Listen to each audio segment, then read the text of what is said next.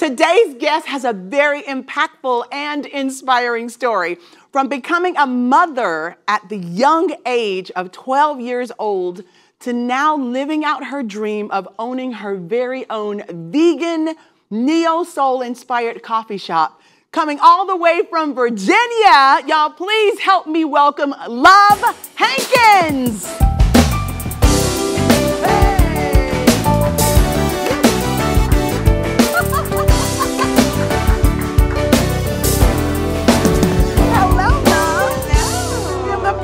Name. Thank you. It fits you so well. How are you today?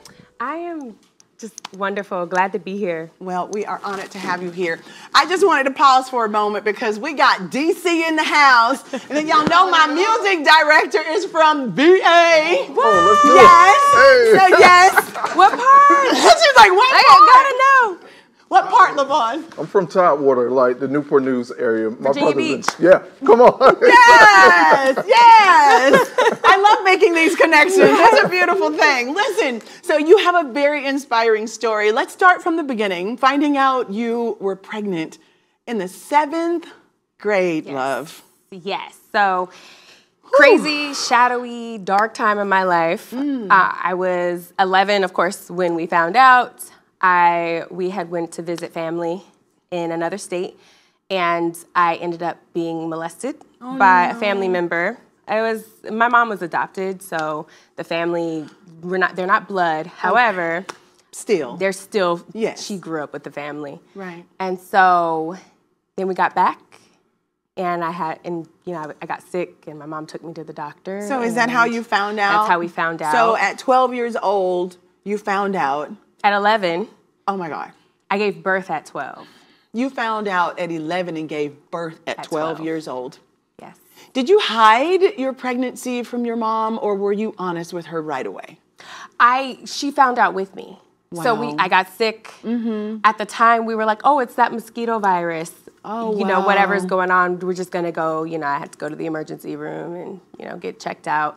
And the doctor walks in the room, and he kind of recesses his energy, and then he tells us, and my mom just pretty much has an entire breakdown. Wow. That's what I was going to say. Like, as a mother myself of a daughter, I can't imagine a doctor coming in a room and telling me that my 11-year-old is pregnant. As a mother, you just go, how, where, when, how did I? I failed you. It feels like you failed as a mother. So I can understand that. How was your mother's reaction? I mean, having a breakdown says it all, but can you describe to us kind of how she received that? Absolutely. She went into save my baby mode. Yes, that's what a mama does. Yes, save my baby mode. At the time, we were living here in Virginia. Or not here. We were living in Virginia at the time that we found out. And at the time, abortion was not legal. Right. So we had to go to North Carolina. And we drove to North Carolina. By this time, they said I was already too far along. Wow. So she took the last of her money just to get us down there and do it. And they said that we couldn't. So she went through all of these ways of getting me to come on my cycle.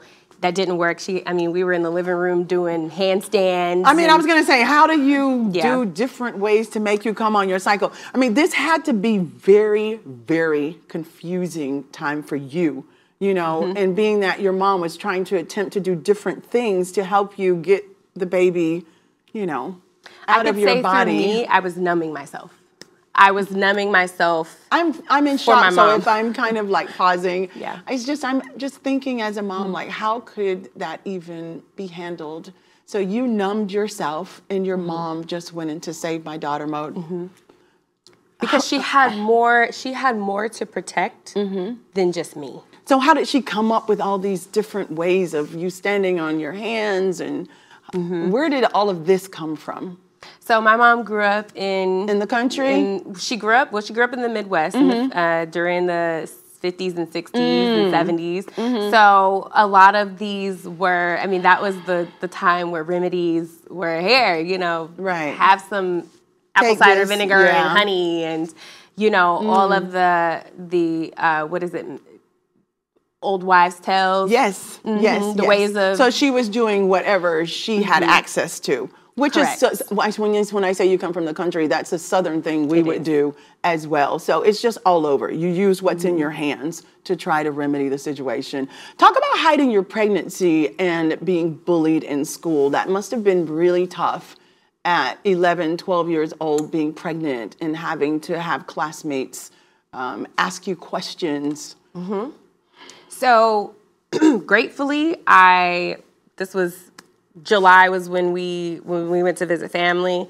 By the time September came and we had found out it was going into fall time, and by the time my pregnancy ended in March, it was springtime. So I was able to wear coats and bigger sweaters and bigger t-shirts and things like that to hide my pregnancy. And I always had I definitely had a more developed frame, but I was also very shapely. So my pregnancy was very small. So, I mean, she ended up... So you were able to. Yes. But what about the bullying? So where did the bullying and all of that come from that you had to endure? So the bullying, in addition to me being pregnant, the bullying was, I mean, I was a pretty girl, hazel eyes, predominantly Haters black area. Even then, yes. Yep. Unfortunately. My hair was, midway down my back.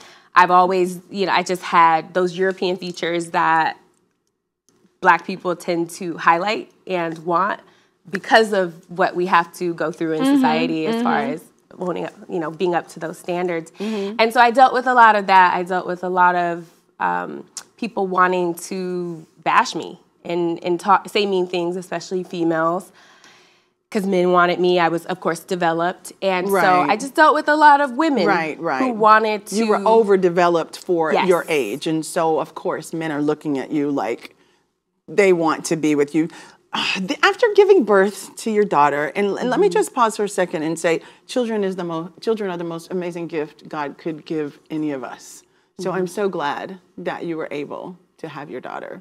After giving birth to her, how was it raising her? Was your family engaged? Did they support you? How did you maintain through school?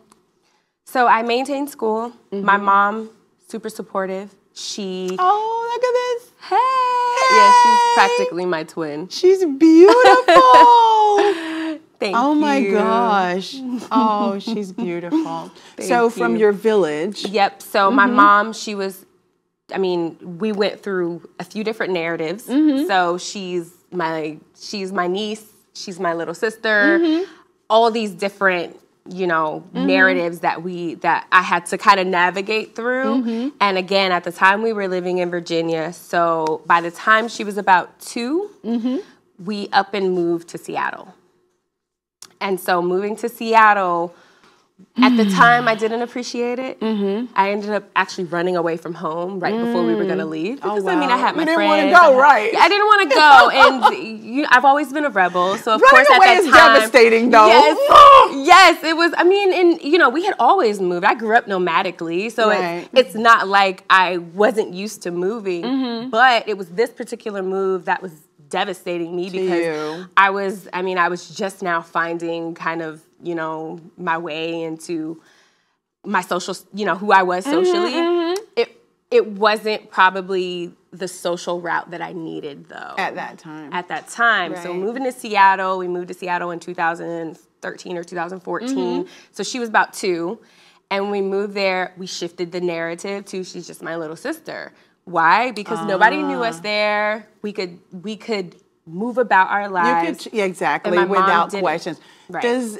Does your daughter know who her father is? No. She has asked. My mom wanted to just keep it. She understand. Completely took away communication from that whole side of her family, and she preferred to keep it that way. I think that's a good thing. She does ask, though. That's a good thing. So let's fast forward. Do you remember that dream you had as a teenager about opening your very own coffee shop? Absolutely. So I've always been into neo soul music. I've always been into the snapping, the whole atmosphere, being the one behind the bar with the conversations, knowing who walks through the door, music, art, everything. I've always loved that. I've written poetry. I've done, and that's what you've created. Look yes, what this is what I've created, and goodness, yes, this is amazing. It's right outside, and you can see we are super inclusive. Our food. Yes. Oh my goodness, the food. It looks fine. Tell me about this food. Oh yes, absolutely. This is all vegan, right? Everything is vegan, y'all. Yes. Yep. Vegan, guys. Our waffles are these are our token item. So this is what I highlighted, because waffles can translate to any palate. I agree. Yes, can translate to any palate. So we do sweet and savory. This is a taco waffle. That is what we call chicken and waffles. It's made with fried cauliflower. Amazing. Now, what is the waffle made of when you have a combination of cauliflower and the waffle? Oh, absolutely. So what the waffle is made of? So it's made with 5 ingredients. The main ingredient is spelt flour, which is an ancient grain that's really good for your digestive system. Excellent. It's amazing. And yeah, so the chicken and waffles. Wonderful. And then what's over here? I see banana. Is this bananas? Yep, that's banana. Yes. Cream cheese drizzle, cinnamon apples, and house-made granola. Did you say cream cheese filled? Oh, yes, cream cheese drizzle. Drizzle. And that granola tops it all off every single time. And we can find this where? A Culture Vegan Joint in Virginia Beach. In Virginia Beach. All right. Yes. Listen, it's been such a pleasure talking to you. We are going to be right back. We're going to take a break for now. Hey, come on. No filter coming up.